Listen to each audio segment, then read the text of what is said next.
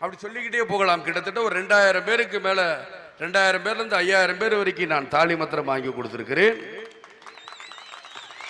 ஏன் இதையெல்லாம் சொல்றேன்னா, இப்படி ஒரு கல்யாணம் நடத்தும் போது என்னுடைய கட்சிக்காரங்க சொன்னாங்க, ஒரு சிலர் அண்ணேம்பாங்க, ஒரு சிலர் தலைவரை, நீங்க இந்த கல்யாணத்துக்கு வந்தால் போதும், நாங்க நடத்துறோம் பெருமையாக இந்த கிருஷ்ணகிரி மாவட்டத்தை சேர்ந்த அனைவரும் சொன்னாங்க.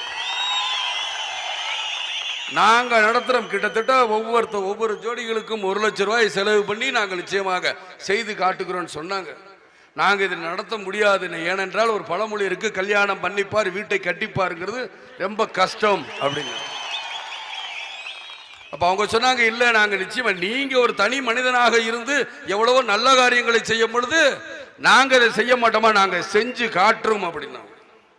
செஞ்சு காட்டுறோன்னு சொல்லும் போது சொன்ன, என்னப்பா நல்ல வெயில் காலத்துல டைம் கேட்கறீங்களேன்னு. தலைவரே நீங்க தப்பா எடுத்துக்கிறீங்க, மீனாட்சி திருக்கல்யாணமே அப்பதான்